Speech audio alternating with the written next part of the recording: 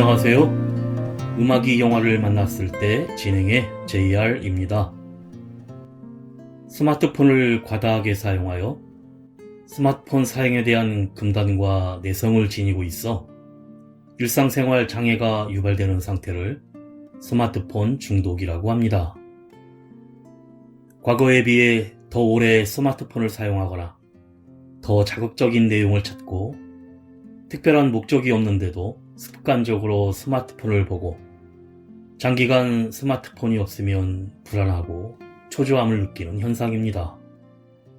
그리고 직접 현실에서 만나서 관계를 맺기보다 스마트폰을 활용해서 관계를 맺는 것이 편하고 스마트폰을 사용하지 못하면 온 세상을 잃을 것 같거나 가족이나 친구들과 함께 있는 것보다 더 즐겁게 느껴집니다. 요즘 사실 스마트폰으로 모든 게 가능한 시대이고 유용하게 사용하는 것은 문제가 없지만 일상에 지장이 갈 정도로 중독되는 건 다른 문제로 이런 스마트폰 중독을 개선하기 위해서는 손을 움직이는 활동을 많이 해서 전화를 쥐고 있는 시간이 줄어들게 하거나 가벼운 산책이나 운동, 독서 등 습관을 형성하면 스마트폰 없는 시간을 잘 보낼 수 있습니다. 또 비행기 모드로 설정하여 학교나 학원, 직장에서 업무 중일 때는 데이터를 차단하고 무음으로 설정해 알림음이 들리거나 폰 자체가 시야에 들어오지 않게 거리를 두면 일에 집중할 수 있습니다. 그리고 취침 전에 스마트폰을 하다 보면 늦게 잠드는 경우가 많은데 이 때문에 수면의 질이 떨어져 피로가 축적되고 시력 저하, 두통, 목 디스크 등 여러 질병에 노출될 확률이 증가하기에 스마트폰을 침실 밖에 두어 잠을 방해하지 않도록 하고 알람 시계는 따로 구비하는 것도 좋은 방법이라고 합니다.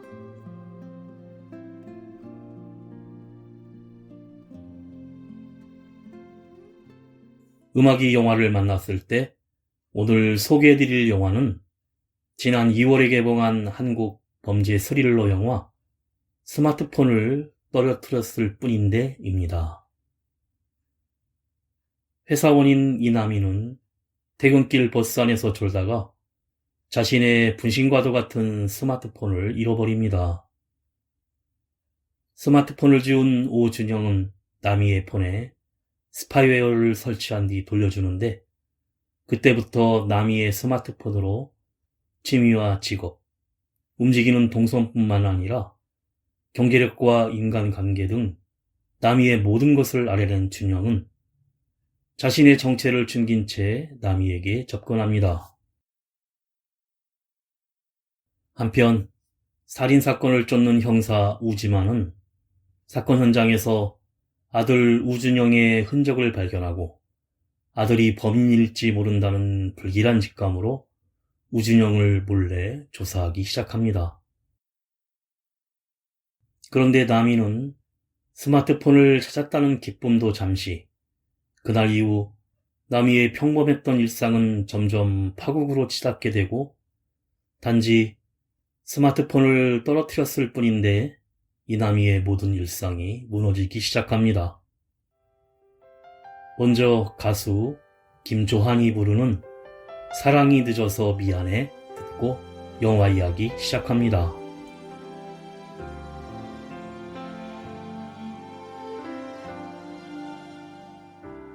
항상 곁에 있지만 언젠가는 스쳐갈 사람 그물 그어둔 채 그렇게 지냈어. 이런 나를 알잖아. 뭐든지 한 걸음 느린 거 가슴이 하는 말 모른 척 했나봐. 금방 올 것 같은 널 바라보면 침묵으로 너를 난 밀쳐냈었지.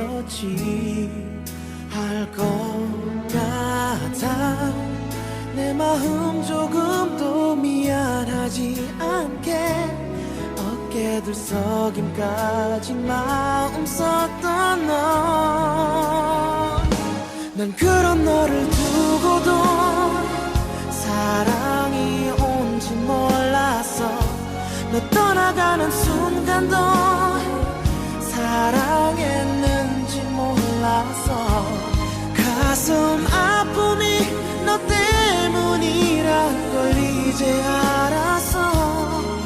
사랑이 너무 늦었어. 미안해.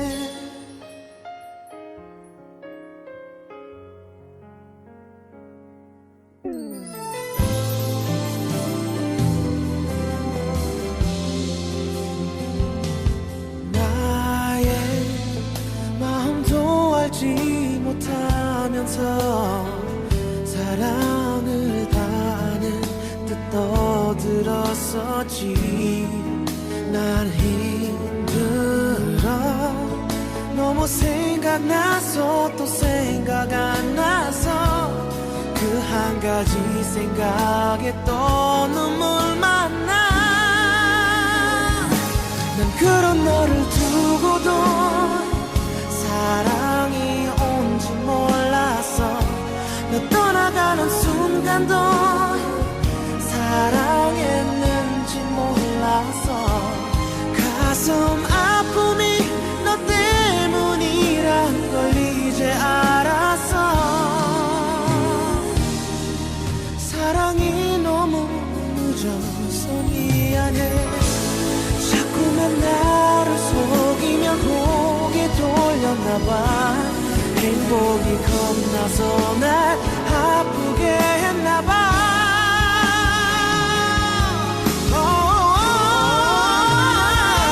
아직 날 잊진 않았지. 네 미련도 느리잖아. 또 기다리면 올 거지. 이제 내가 앞을 자를 테니까.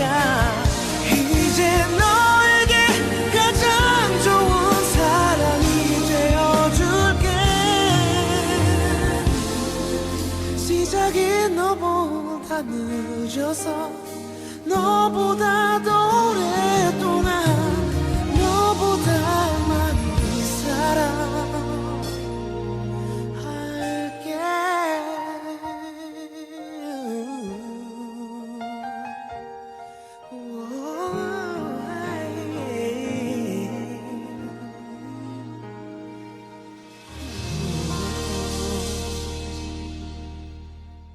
아침 7시 직장인 이남희의 휴대폰 알람이 울리면서 영화가 시작됩니다. 남희는 스마트폰의 알람을 끄고 오늘의 날씨와 오늘의 일정을 먼저 확인하고는 신나는 음악을 틀어놓고 출근 준비를 하는데, 그 와중에 친구들과 SNS를 주고받으며 하루를 시작합니다. 버스를 타면서 핸드폰으로 팀원이를 찍고 응원하는 야구단의 경기를 예약하지만 희망 좌석은 매진입니다. 핸드폰으로 점심 초밥을 주문하기, 친구들과 저녁 약속 식당 예약하기, 휴게 시간에 핸드폰 게임, 유튜브 시청, 월세방 알아보기, 각종 화장품 구입, 길 찾기 등등 하루 일과를 스마트폰과 함께 하는데, 저녁 시간에는 친구들과 예약해놓은 식당에서 즐거운 술자리와 2차 노래방까지 마무리하며 자신의 인스타에 실시간으로 올리고 집으로 가기 위해 버스에 올라탑니다. 오늘 하루 일과가 피곤한 탓에 꾸벅꾸벅 졸다가 급하게 집 앞에서 내리는데 그만 스마트폰을 버스 바닥에 떨어뜨리고 같이 타고 있던 오준영이 스마트폰을 주워둡니다. 다음날 준영은 집에서 라면을 끓여 이상한 조합을 해 태국에 여행 온 척 인스타 계정에 사진을 올리는데, 그때 준 남이의 폰으로 친구 은주에게 연락이 오자 전화를 받는데 음성 변조 어플로 마치 자신이 폰을 지운 여성인 것처럼 직접 받지 않고 대응하면서 오후에 만나 전해주겠다고 합니다. 얼마 후 남이의 옥탑방에 전화를 걸었던 남이의 절친 정은주가 찾아오고 남이는 폰을 잃어버린 사실도 모른 채 옥상 평상 밑에서 술에 쩔어서 자고 있습니다. 자신이 스마트폰을 잃어버렸음을 알게 된 남이는 은주의 도움으로 폰을 지운 주정과 연락이 닿아 아빠가 운영하는 카페에서 1시간 후에 만나기로 하는데 이때도 남이는 고맙다며 여자인 줄로 알고 있습니다. 가수 왁스가 부릅니다. 여정.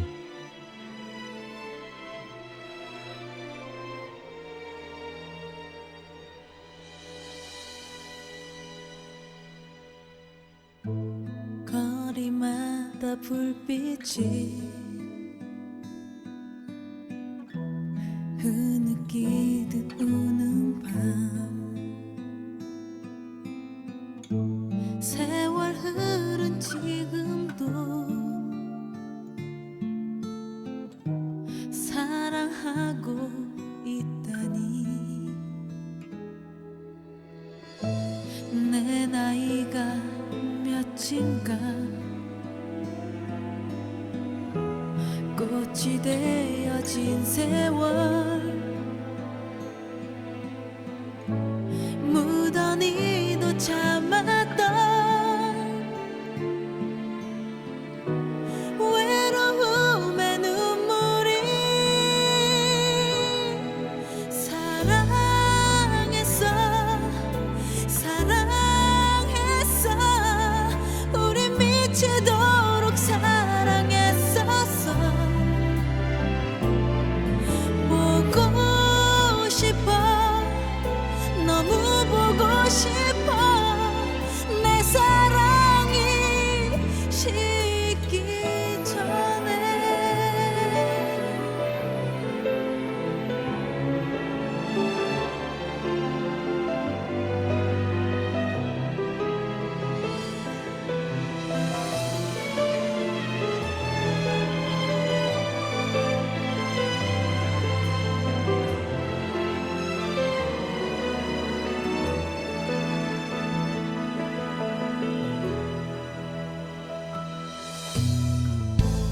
별빛 속을 헤매던 하나였던 그림자 지금 어디 있는지 너무 보고 싶은데 사랑했어 사랑했어 우리 미치도록 사랑했었어 보고 싶어 너무 보고 싶어 단 한 번만 내게 돌아와줘 돌아와줘 슬픈 내 눈물이 마르기 전에 보고 싶어 너무 보고 싶어 내 사랑이 다 식기 전에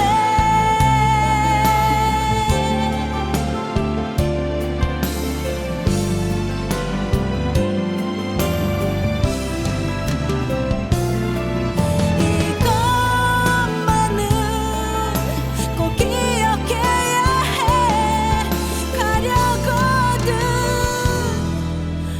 오지마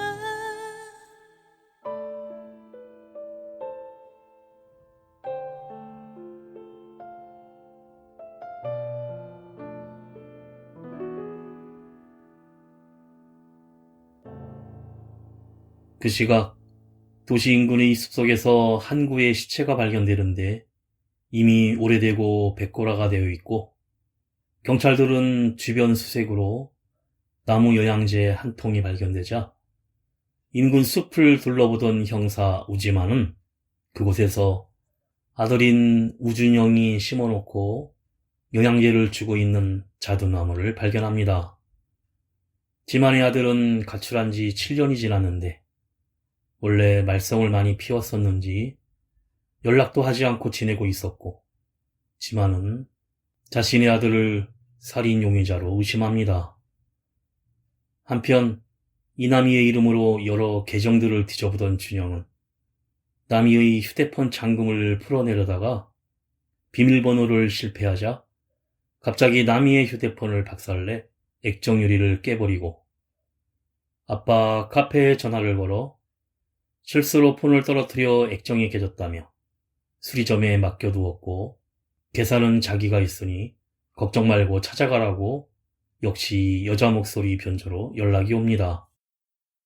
그래서 남이는 구로 상가의 우리 페어라는 수리점을 찾아가는데 준영이 모자와 마스크를 쓰고 기사로 위장한 뒤 수리 의뢰서에 비밀번호를 적게 하고 남이는 좀 꺼림직했지만 할 수 없이 비밀번호를 알려주게 됩니다. 준영은 능숙한 솜씨로 폰을 분해한 뒤 감시 카메라를 심고 같은 모델의 다른 폰으로 복제를 하고 앱을 까는데 그것은 휴대폰 불법 감시 앱인 스파이웹으로 결국 남이 스마트폰의 모든 내용이 완전히 준영에게 노출되게 됩니다. 남이가 소통하는 모든 SNS와 카메라를 통해 모든 영상, 그리고 모든 음성들도 모조리 준영의 복제 스마트폰으로 옮겨지고 원격으로 조정도 가능해집니다. 얼마 후 의도적으로 카페에 찾아온 준영을 만나는데 메뉴에 있지도 않는 아빠가 남이에게 개인적으로 만들어주는 자주 AD를 주문하고 이를 본 남이 아빠 승우는 단골도 아닌 남자가 딸에게 접근하는 것에 수상함을 느낍니다. 준영은 남이의 모든 신상 정보를 파악하는데 모든 동선, 주소, 계좌, 은행 잔고, 현관 비밀번호, 친구들과 직장관계, 비밀 인스타 계정까지 노트에 번호 9번을 부여해 꼼꼼히 기록하며 정리해야 할 관계 명단에 회사 사장, 아빠, 절친 은주와 지인들을 적어놓고 행동을 시작합니다. 브라운 아이드 소울이 부릅니다. 어떻게 너를 사랑하지 않을 수가 있겠어.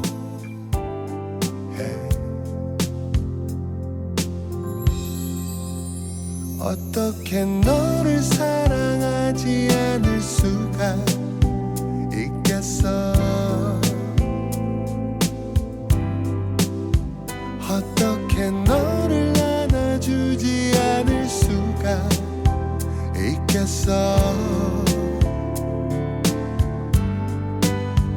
매일매일 아니 오늘보다 내일 더 사랑해.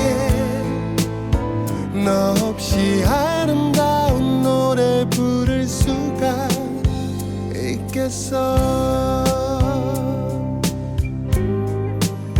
선물처럼 너를 만났던 8월의 어느 오후 세상 모두 아름답던 그 순간을 난 기억해. 이른 아침 문틈 사이로 소근소근 제잘되는 소리, 그 작은 손을 뻗어 내 볼을 만져주면 바보 같은 눈물이.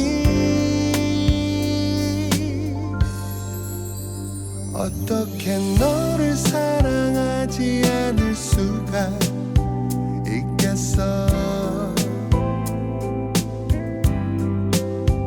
어떻게 너를 안아주지 않을 수가 있겠어. 매일매일 아니 오늘보다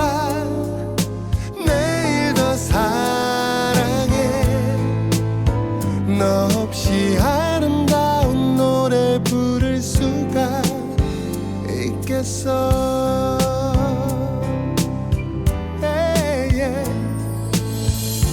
넘어질지도 몰라.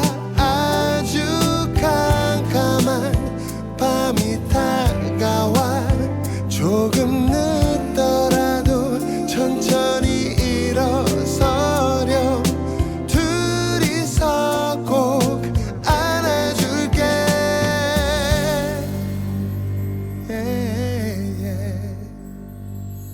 세상 그 어떤 무엇이 더 귀할 수가 있겠어. 세상 그 어떤 것이 아름다울 수가 있겠어. 매일매일 아니 오늘보다 매일 더 사랑해. 너 없이 아름다운 노래 부를 수가 있겠어. 너 없이 아름다운 노래 부를 수가 있겠어.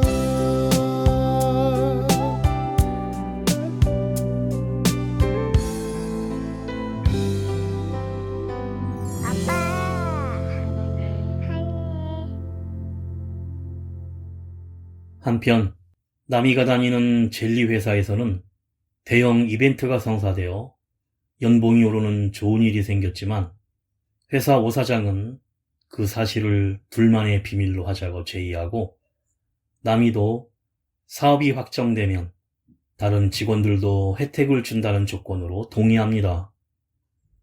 그 시각 오준영은 몰래 남이의 옥탑방에 들어와 살펴보고 현금 인출기에서 돈을 인출하는데 은미경이란 여자의 계좌였고 이미 같은 수법으로 당하고 살해됐을 것으로 추측되는데 형사 우지만도 자신의 아들 우진영의 행방을 쫓다가 현재 살고 있다는 화곡동의 한 빌라로 찾아갑니다.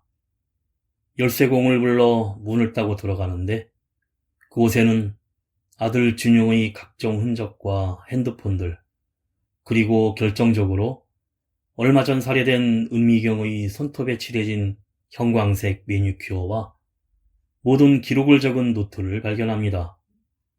이때 집으로 돌아오던 오준영은 현관에서 침입한 흔적을 발견하고 들어가지 않고 창밖에서 이를 지켜보는데 형사 지만은 모든 현장과 가방 속에 든 각종 다른 오준영의 명함을 핸드폰으로 촬영을 하는 순간 핸폰이 울리며 오랜만이에요 아버지란 문자가 현재 자신의 모습이 찍힌 사진이 전송되어 오자 밖으로 나가 오준영을 쫓아가기 시작합니다.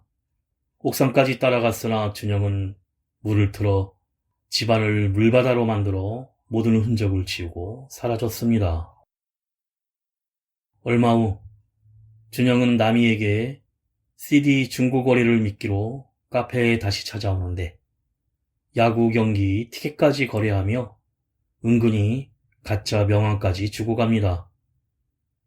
단골이라고 거짓말을 하는 낯선 남자인 준영이 이상하다며 조심하라는 아빠의 충고에 미나는 과한 집착이라며 아빠와 다투게 되고 그 모든 것을 폰을 통해 대화를 다 보고 있던 준영은 이젠 아빠 승우를 제거할 계획을 세웁니다.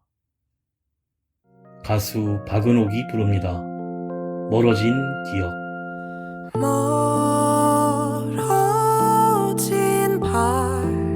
발자국 기억의 저편으로 가도 다시 시작할 순 없겠죠. 눈물은 감췄어요. 새하얀 종이에 가득 그려놓은 행복은 지울게요.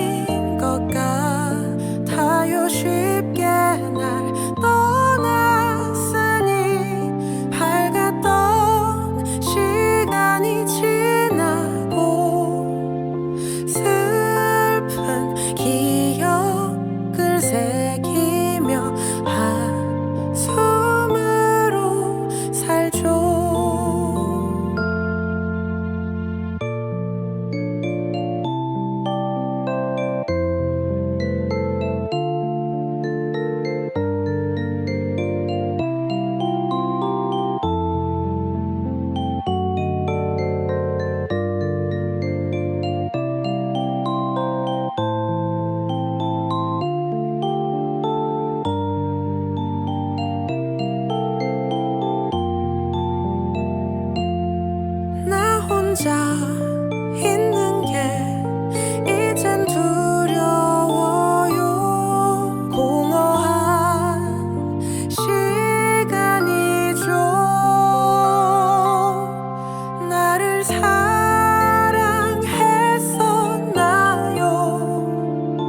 아닌 것 같아요. 쉽게 날 떠났으니 남아있는 너의 흔적들 모두 사라질 그날이 언제쯤일까요?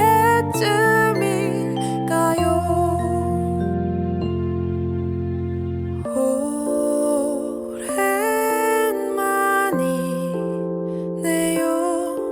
많이 놀란 것 같아 보여. 한 번쯤 마주칠 수 있죠. 모른 척 지나쳐요.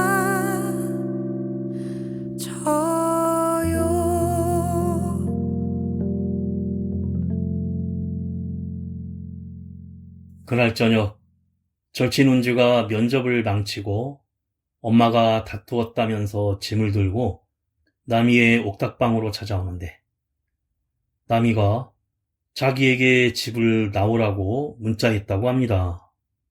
그냥 어영부영 넘어가고 이나는 오랜만에 절친 운주와 하룻밤을 보내게 됩니다.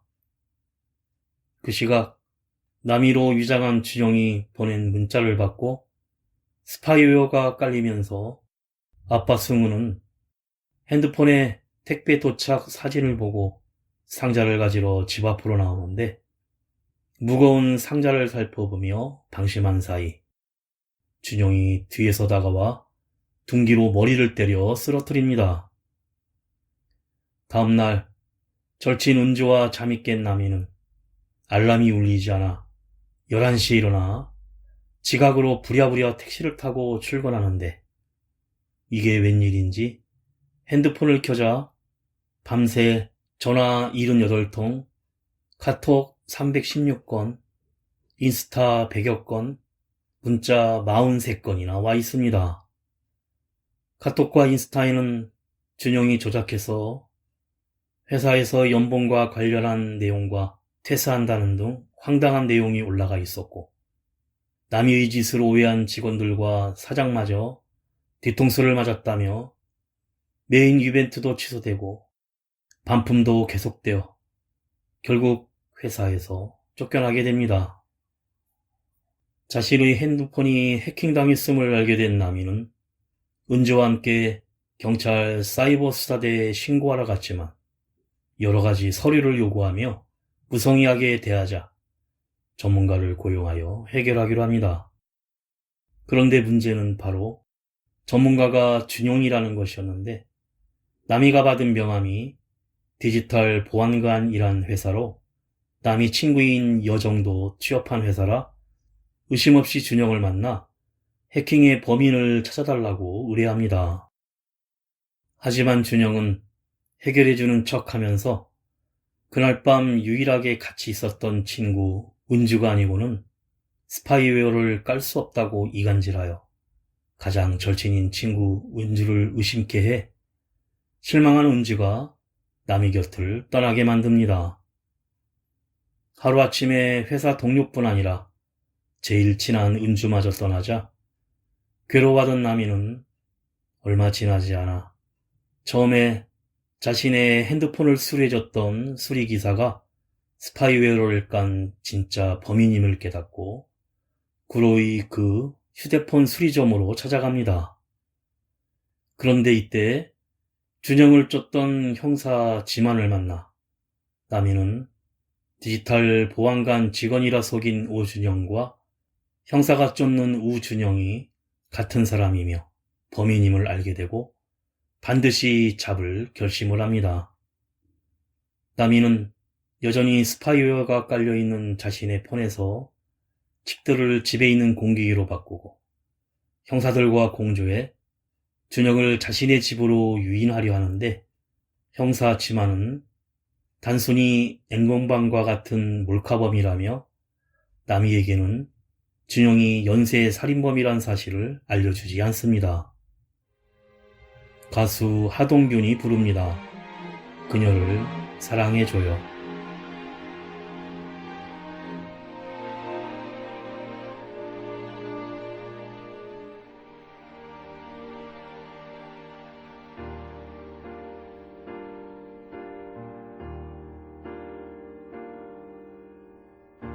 잠깐 기다려 줄래?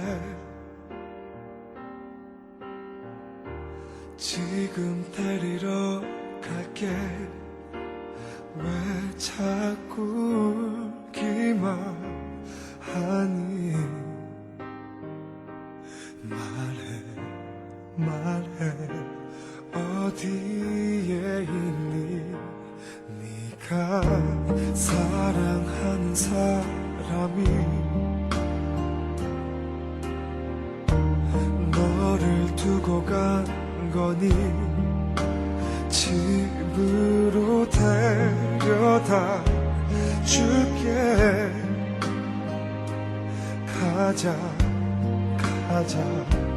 바람이 차가우니까.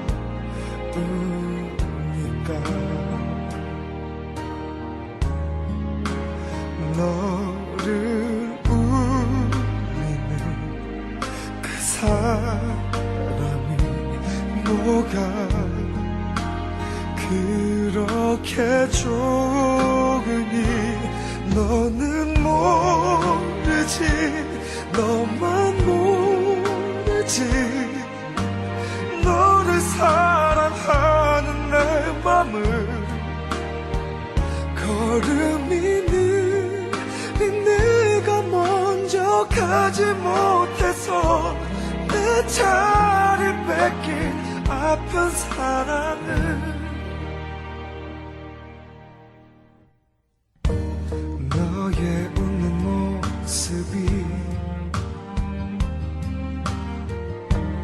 누구보다 예쁜지 그 사람 알기나 하니? 정말 알고도 너를 울리니? 이름 모르는 당신에게 부탁 하나만 하는데, 사랑해줘요.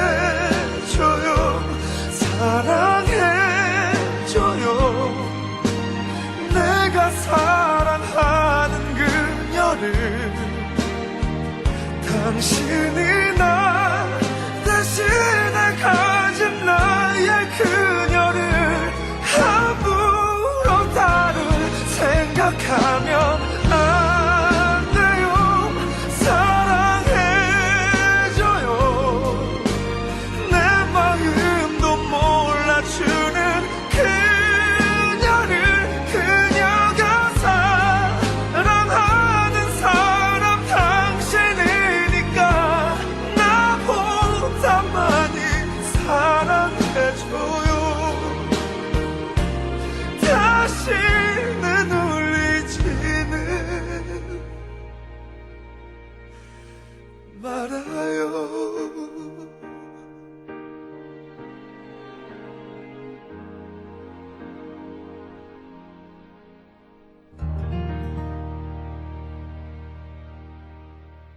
남이는 준영에게 자신의 노트북도 해킹된 것 같다는 연락을 해 옥탑방 집으로 유인하는데, 집 앞에서 매복하다가 드디어 한껏 멋을 내고 찾아온 준영을 동료 김영사와 같이 권총을 겨누어 체포합니다.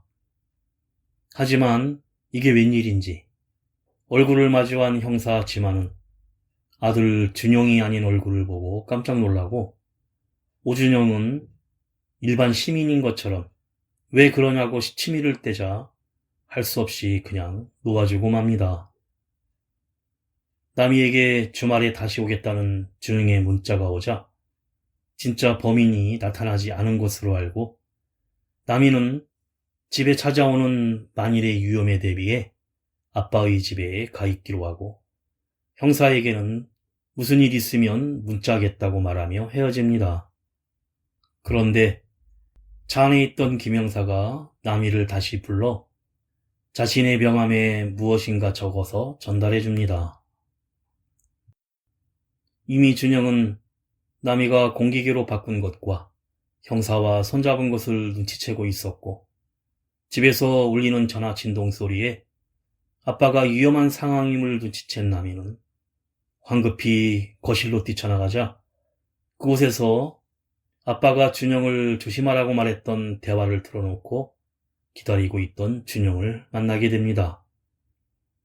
남이 아빠 승우를 납치한 준영은 먼저 형사에게 아무 일 없다는 문자를 보내라 지시하고 아빠가 어디냐는 남이에게 선택권을 주며 아빠를 찾거나 지금이라도 도망치라고 하는데 아빠를 찾기 위해 화장실 문을 열자 남이의 아빠가 욕조에 두 팔이 묶인 채로 쓰러져 있었고 그대로 얼굴이 잠겨 죽을 상황이라 남이는 준영의 지시대로 자신의 두 발과 손을 묶고 따릅니다.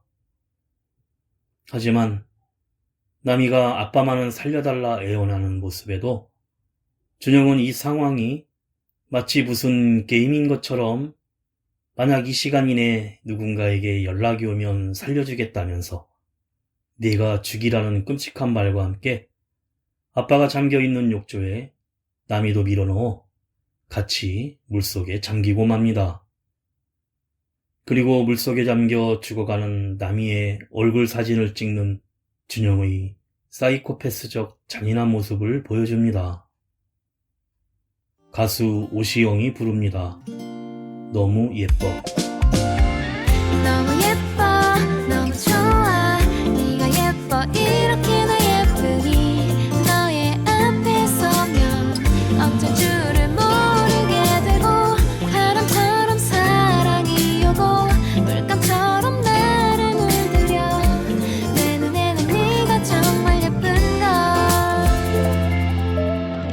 모든 것이 멈춰버린 듯했어 너를 처음 만나게 된 순간에 이런 사람 내겐 처음 같았어 내 마음이 소란스러 하루 종일 난 꿈을 꾸듯 느껴져 너를 보러 나가는 이 시간도 다 행복이야 너무 예뻐 너무 좋아 네가 예뻐 이렇게나 예쁘니 너의 앞에 서면 어쩔 줄을 모르게 되고 바람처럼 사랑이 오고 물감처럼 나를 물들여 내 눈에는 네가 정말 예쁜걸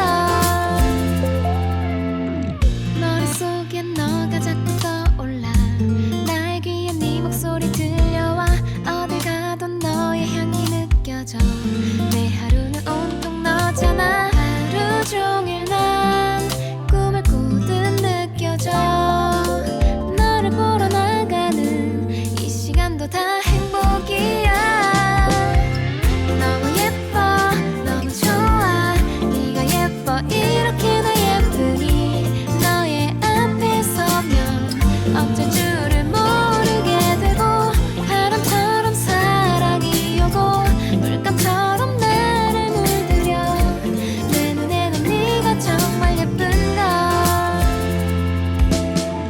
서로 같은 마음 맞죠 우리 사랑 만나요 웃음이 멈추지가 않아 너를 만난 후 너무 예뻐 너무 좋아 네가 예뻐 이렇게나 예쁘니 너의 앞에 서면 어쩔 줄을 모르게 되고 바람처럼 사랑이 오고 물감처럼 나를 물들여 내 눈에는 네가 정말 예쁜걸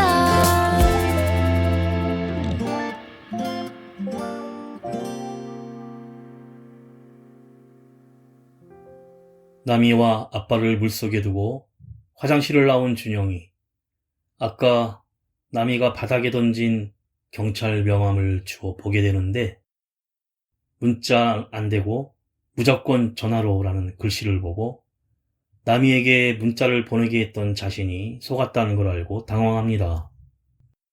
곧바로 형사 지만과 동료 김 형사가 집으로 들이닥쳐 준영을 가격하고 바로 체포하는데 지만은 진짜 준영이는 어디 있냐고 계속해서 무자비하게 때리며 추궁을 하자 결국 범행 증거가 담긴 가방에서 나온 수많은 피해자들의 스마트폰 중에서 아들의 폰을 찾은 지만은 자기 아들의 죽기 직전 모습으로 설정해둔 배경 화면을 보고 충격에 빠집니다. 그리고 범행 노트에 0번으로 아들 우준영이 적혀 있고 진짜 우준영을 죽인 뒤 아버지와의 관계, 개인정보 등을 이용해 자신이 우준영으로 위장해 살면서 자기 죄를 진짜 우준영에게 덮어 씌워 살인범으로 의심하게 했던 것입니다.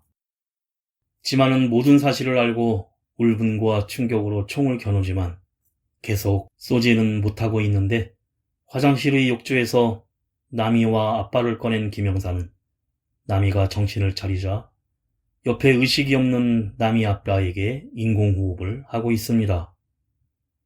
남이는 의식 없는 아빠를 보고 형사 지만을 쳐다보며 비웃고 있는 가짜 준영을 보고 분노하여 김형사의 총을 빼들고 걸어가 준영의 가슴을 지체 없이 쏴버립니다.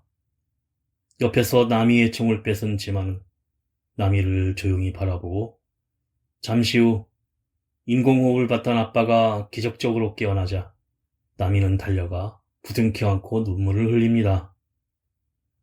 사건이 종결되고 다시 일상으로 돌아가 카페를 운영하는 남이와 아빠 그리고 친구 은주의 모습이 보여지는데 방송에서는 스마트폰을 이용한 연쇄 살인범인 가짜 준영이 생명에 지장이 없고 그가 출생신고 미등록자라는 기사가 나오면서 생존자인 남이의 이야기가 사람들에게 알려지게 됩니다.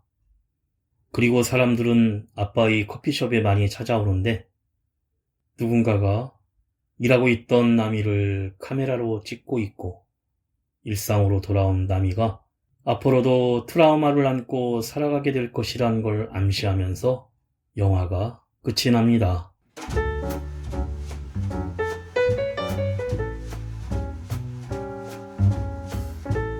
영화는 3명의 시점으로 진행되는데 스마트폰을 지운 오준영과 그 표적이 된 이남이 그리고 숲속의 여성살인 사건을 수사하는 형사 우지만의 시점에서 동시에 스토리를 이어갑니다. 요즘 시대의 스마트폰은 단순히 연락수단의 의미를 넘어 소통, 금융, 교통, 업무 등 모든 일상을 지배하고 삶을 이어나가는 수단이 되었고 스마트폰을 손에 쥐지 않으면 불안감에 빠질 정도로 수많은 사람이 스마트폰에 의존하고 있습니다. 나도 모르는 사이에 나의 모든 정보가 빠져나갈 수 있다는 불안은 편리함과 익숙함에 묻혀 잊혀지고 나도 모르게 떨어뜨린 스마트폰, 즉 나의 세계가 악의를 가진 타인의 손에 들어가 악용될 경우 어떠한 일이 벌어질지 극단적으로 보여주며 지금의 시대를 재조명하고 있습니다. 평범한 일상이 순식간에 공포로 변하는 과정에서 단순히 기기라는 기능적 사물이 아니라 스마트폰이 나 자신이 되어버린 현실을 문득 자각하게 되는 순간 긴장과 공포는 이미 현실이 돼버립니다. 다만 최첨단 스마트의 나라 한국을 살아가는 주인공의 너무 순진한 대처와 사이버 경찰들의 무책임한 대응과 우지만 형사와 아들의 갈등 관계의 이유가 무엇인지 뜬금없는 스토리가 현실적이지 못한 아쉬움이 남습니다.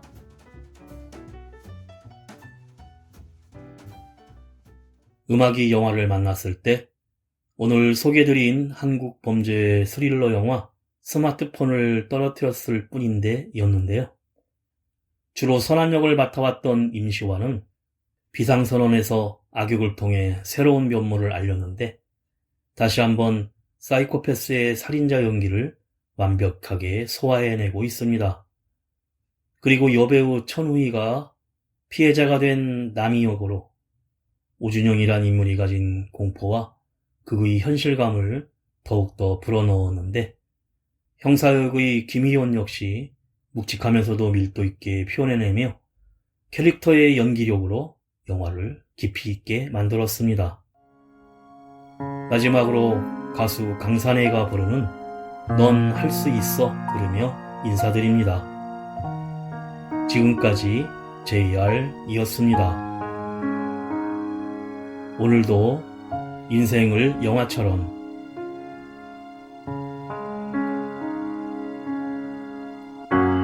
후회하고 있다면 깨끗이 잊어버려 가위로 오려낸 것처럼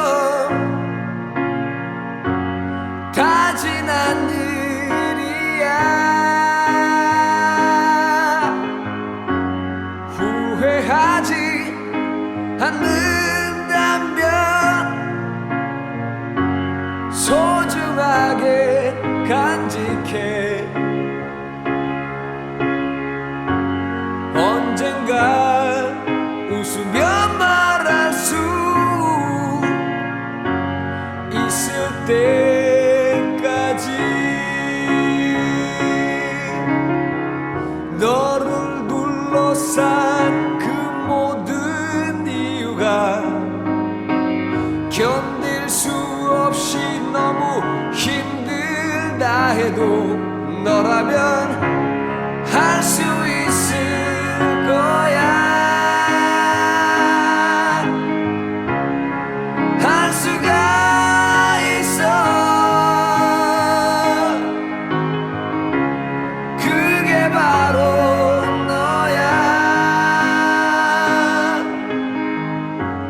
굴하지 않는 보석 같은 마음이 있으니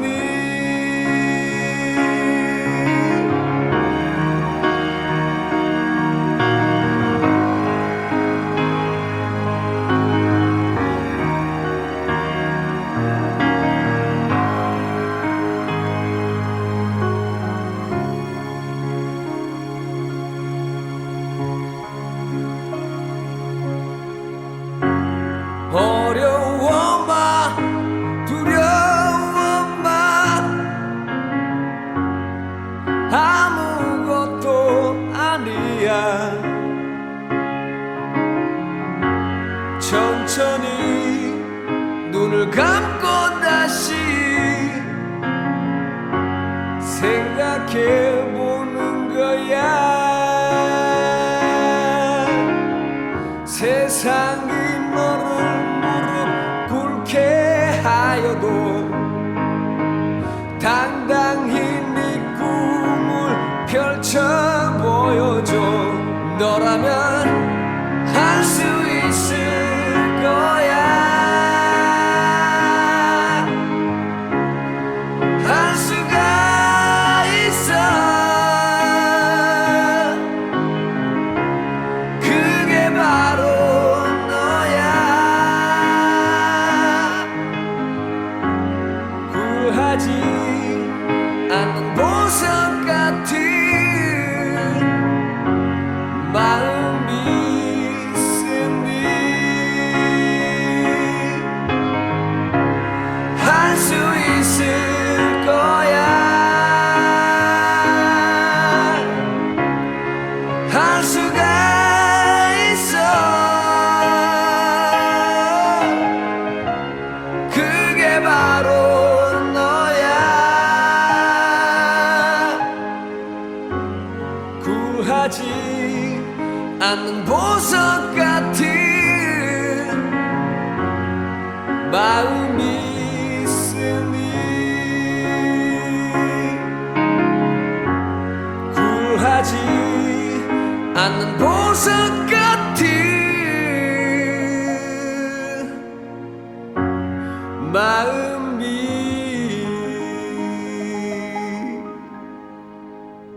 是你。